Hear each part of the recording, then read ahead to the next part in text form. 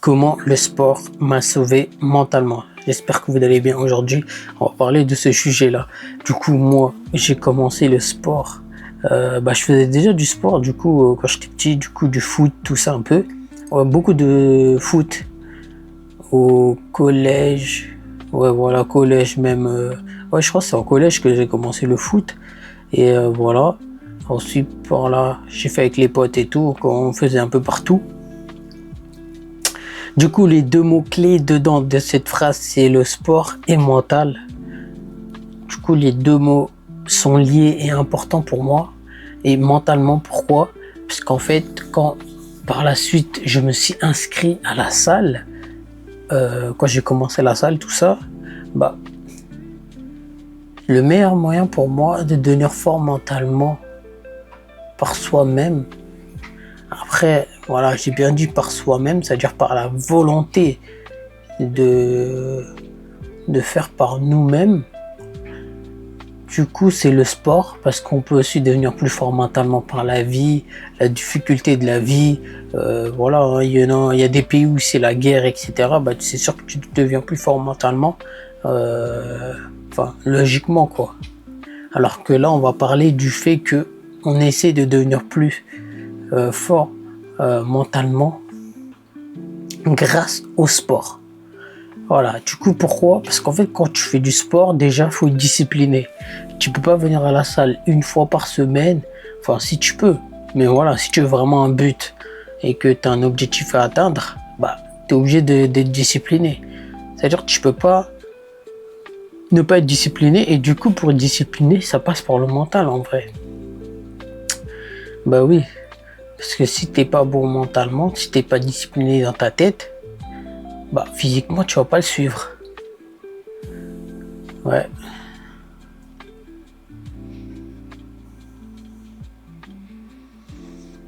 Mais oui, le sport, à force d'être discipliné, tu deviens plus fort mentalement.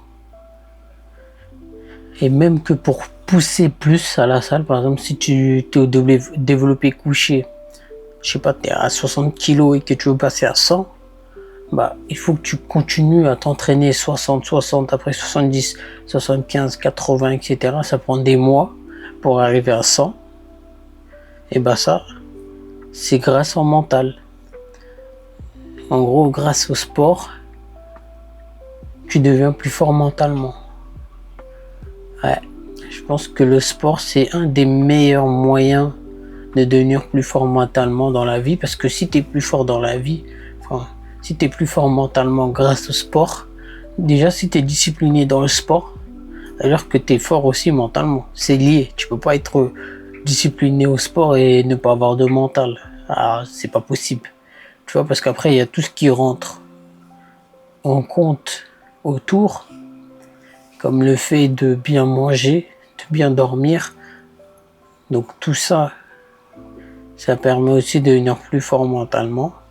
Et dans la vie, je sais pas, si tu as un autre objectif autre que le sport, comme tu es déjà assidu dans le sport et que tu es fort mentalement, ça va être plus naturel,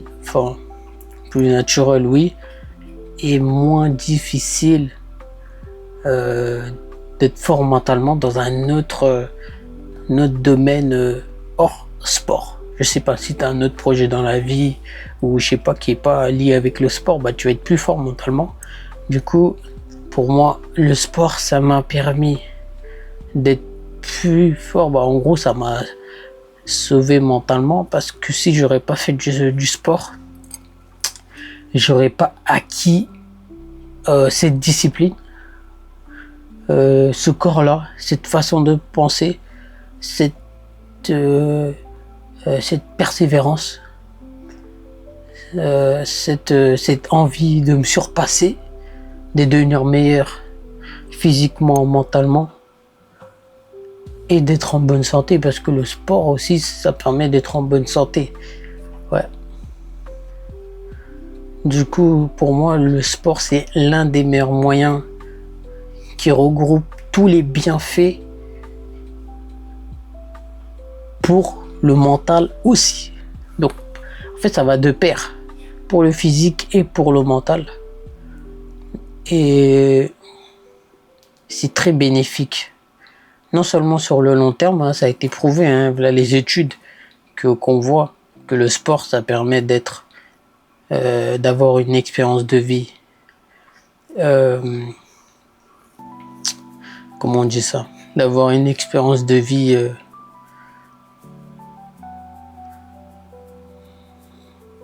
Putain, j'ai pas le mot.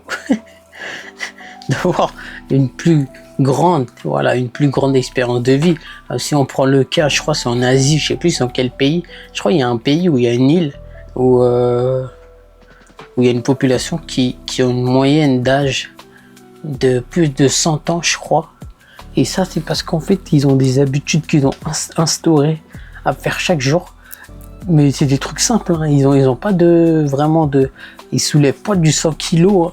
J'ai vu, c'est des mouvements d'articulation, d'exercice tous les jours.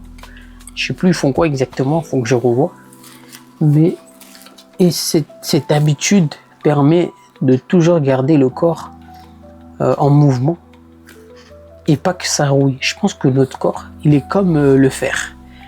Voilà, comme le fer. C'est comme le fer, non? C'est le fer qui rouille, je crois.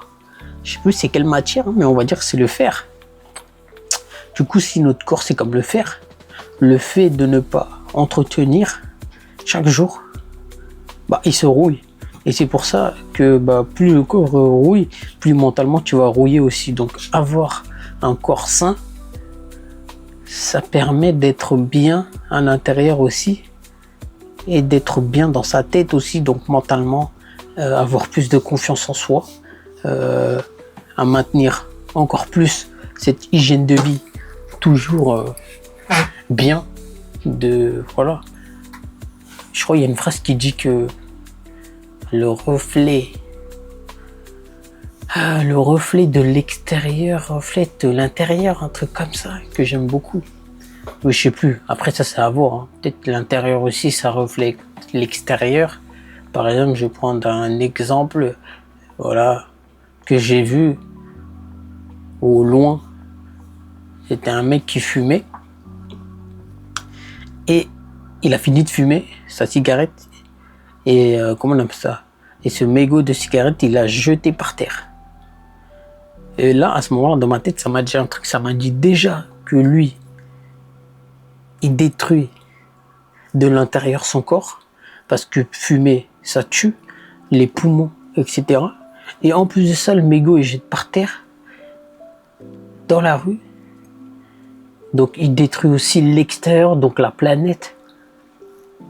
Et à ce moment-là, je me suis dit, en fait, l'intérieur, ça reflète l'extérieur. Voilà, donc il se détruit à l'intérieur, il détruit aussi l'extérieur. Donc si tu es bien dans ton corps, à l'intérieur de toi, tu vas être bien aussi à l'extérieur. Et ça va de pair, je crois aussi, hein. Ouais, ça va de pair. Je sais pas, ça à étudier philosophiquement plus tard. Mais oui, dans le sens où si tu es en bonne santé physiquement, tu es en bonne santé mentalement, mais pas forcément.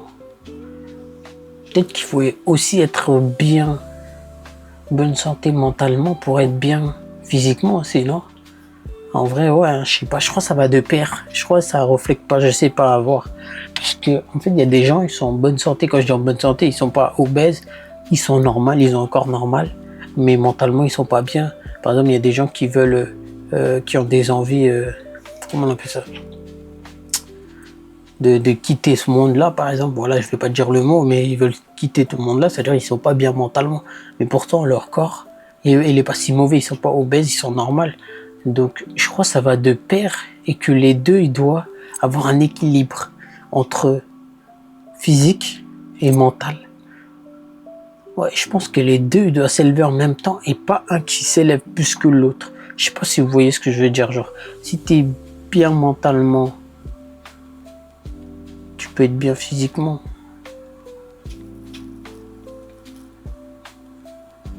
Ouais. En fait, il faut chercher l'équilibre dans les deux. Mais ça reflète un peu aussi. C'est-à-dire que si tu es bien, par exemple, tu as un corps sain. Non, un autre. On va dire que si tu es à l'intérieur, t'es quelqu'un de très soigneux, voilà, qui veut pas... c'est quoi le mot? En gros, c'est pour dire que mentalement, t'es quelqu'un de bien élevé, dans le sens que tu vas pas jeter, je sais pas, tu vas pas jeter, t'as bu une bouteille d'eau, tu vas pas jeter par terre, tu vas jeter dans une poubelle. Donc ça vient de l'intérieur, en vrai. Donc ouais, la question c'est est-ce que j'ai commencé le sport est-ce que avant de commencer le sport, j'étais prêt mentalement, ou c'est quand j'ai commencé le sport que ça m'a donné, enfin pas donné, mais ça m'a fait grandir mentalement. Franchement, je sais pas, moi je pense que ouais. Moi je pense que ça part de l'intérieur. J'ai lu plein de livres et ils disent tous que ça part de l'intérieur. Donc je pense que je vais rester sur cette théorie-là, que tout part de l'intérieur. C'est-à-dire qu'avant d'aller au sport, avant de m'inscrire à la salle, j'avais cette envie en moi, ce feu en moi de grandir, d'avoir un meilleur corps, d'être en bonne santé. Et du coup, cette envie-là crée que je passe à l'action pour m'inscrire à la salle et ensuite faire les actions nécessaires pour que le corps se sente bien. Et ensuite, par-dessus, on s'élève en même temps. C'est-à-dire que mentalement et physiquement, tu t'élèves en même temps. Moi, je pense que c'est ça. Hein. Ouais. Donc le sport, c'est un bienfait. Ouais. Après, j'ai lu que le sport, ça peut être un peu néfaste si tu le fais pas pour la bonne façon. Ouais. Donc je vais m'expliquer de ce que j'ai vu, c'est-à-dire qu'en fait moi là je vais vous dire ce que j'ai lu et je vais vous dire l'exemple sur moi et que j'ai trouvé ça vrai et du coup je vais vous partager. Du coup en gros je crois qu'il y a en gros il y a 3 catégories de personnes qui vont à la salle.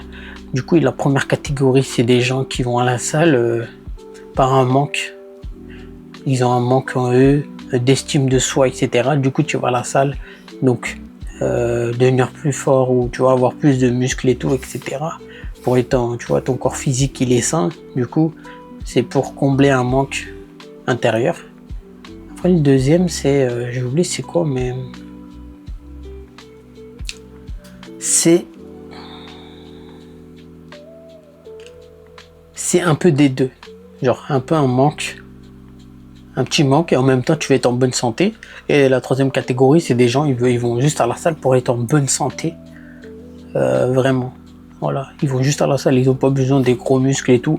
Ils vont à la salle pour faire du cardio, un peu de muscu, comme les, on va dire comme comme dans la population, comment on appelle ça, asiate. J'espère que je dis bien le mot. En gros, comme la population là qui ont une expérience de vie de 100 ans là, de moyenne là-bas, eux, c'est la troisième catégorie.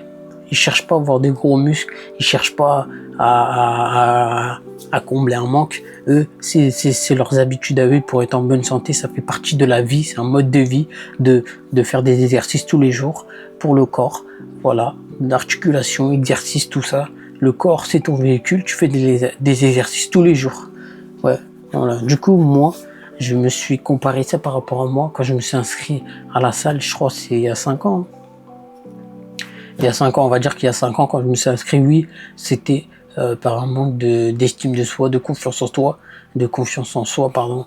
Je pense qu'il y a une différence entre estime et confiance. Je sais plus exactement c'est quoi, faut que je revoie. Et en gros, c'est pour ça, pour combler un manque d'estime, de confiance.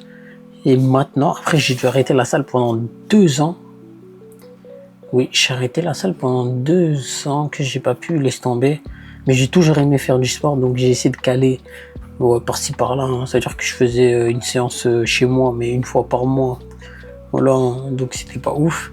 Et voilà, donc moi j'étais dans la première catégorie. Et aujourd'hui, j'estime être plutôt dans la troisième catégorie, mais peut-être un peu neutre. La deuxième, c'est un peu neutre, c'est un peu des deux. C'est-à-dire qu'il fait en bonne santé aussi pour un manque de confiance. Non, je dirais pas ça, ouais. Non, moi je pense que je suis dans la troisième catégorie maintenant. Pourquoi? Parce que depuis que j'ai fait le marathon, voilà, pour faire le marathon, j'ai dû complètement arrêter de faire de la muscu. C'est que du cardio. J'ai perdu 5 kilos, les amis. J'étais à 75, je suis passé à 70. Voilà. Et après, dès que le marathon est terminé, j'ai pris 2 semaines. Laisse tomber, je mangeais tout et n'importe quoi. Et maintenant, bah, là, je suis bien régulier à la salle et je suis hybride. Voilà, les amis, je suis hybride, c'est-à-dire quoi? Je fais 1 heure et demie de muscu et 30 minutes obligatoire de cardio, vélo, marche ou courir. Obligatoire, je suis hybride maintenant. Et j'essaie de monter comme ça. J'essaie pas de faire 100% de muscu pour prendre du muscle, en fait. Donc là, comme vous voyez, hein, c'est pas énorme, mais ça va. En fait, j'essaie de monter petit à petit en restant hybride. Je veux que mon cardio et ma masse musculaire augmentent, mais en même temps avec un bon équilibre entre les deux. Je monte progressivement et pas rapidement. Genre, je veux pas du muscle d'un coup, non, et pas du cardio. Du coup, j'essaie de faire un équilibre pour monter les deux, pour être en bonne santé dans la vie. Il faut avoir du cardio dans la vie, donc c'est très important, hein. Le cardio, que ce soit parce que je joue au foot aussi. Le foot, c'est pas du muscle, c'est du cardio qu'il faut. Donc il faut du cardio. Peu importe le sport, il faut du cardio. Natation, cardio, basket, cardio, foot, cardio, courir, cardio. Peu importe le sport, frérot, il faut du cardio. Donc c'est la base. Après, oui, à un moment, il faut du muscle. Le rugby, tout ça et tout là. Il faut du muscle. Après, je crois qu'il y en a, ils ont un peu moins pour aller vite. Mais la majorité des sports, il faut du cardio, les amis. Du coup, j'essaie de garder ça. Et en même temps, je vais prendre la masse musculaire pour avoir un équilibre entre les deux. Pour me sentir bien aussi dans ma peau. Ça, c'est important de se sentir bien dans sa peau. Voilà, donc un équilibre entre les deux. Et j'augmente comme ça. Voilà. J'espère que ça vous aura plu, hein. Je crois qu'on a fait un peu le tour. Le sport, voilà, hein, comment le sport m'a sauvé mentalement. Et voilà, hein. Donc ça résume à ça. Je crois qu'il y a, grâce à ça, bah voilà, mentalement, pourquoi? Parce que même mentalement, bah le sport, on va parler du marathon si vous voulez avant de terminer la vidéo. Le marathon, c'est du sport aussi, hein, c'est très cardio. Faut être très rigoureux pour les entraînements. Faut courir. Un jour sur deux, je courais 10 km, j'en pouvais plus. À la fin, j'ai réussi le marathon. Le jour J, j'ai même pas marché une fois. J'ai mis 5h30. Il y a la vidéo si vous voulez aller voir. Voilà, hein. Donc le marathon, c'est mental, hein, parce qu'on dit que le marathon, c'est 30 km, le corps qui court. Après de 30 à 40, on dit que... Ouais, de 30 à 41, on dit que c'est le mental. Et les 195 mètres, c'est les larmes. Il y avait une phrase comme ça. Mais oui, c'est totalement d'accord. À partir de 30e kilomètre, c'est une moyenne, hein, ça peut être 27 comme 28. Bah, ton corps il lâche et tu cours qu'avec le mental. Donc tous les gens qui ont terminé le marathon, ils ont du mental, les amis. Parce que j'ai fait ça, je sais ce que c'est. Il faut du mental pour courir. Ouais, surtout après 30 km pour terminer le marathon. C'est pas que le corps, hein, c'est le mental. Hein. À un moment, ton corps, il en peut plus, il lâche. Et c'est le mental qui fait que tu continues à courir et de réussir et de franchir la ligne d'arrivée. C'est le mental, hein. Les amis, c'est le mental, hein. C'est pas le corps, il suit ce que le mental dit, hein. Il faut pas faire l'inverse. Ouais, ça aussi, c'est un autre débat. Parce que biologiquement, le corps, il va faire en sorte de survivre et de faire le moins d'efforts possible pour survivre. Mais là, maintenant, on est dans une société, frérot. T'as de l'eau, t'as à manger dans tous les coins, là. Dans le sens, voilà, t'as pas besoin d'économiser ton énergie.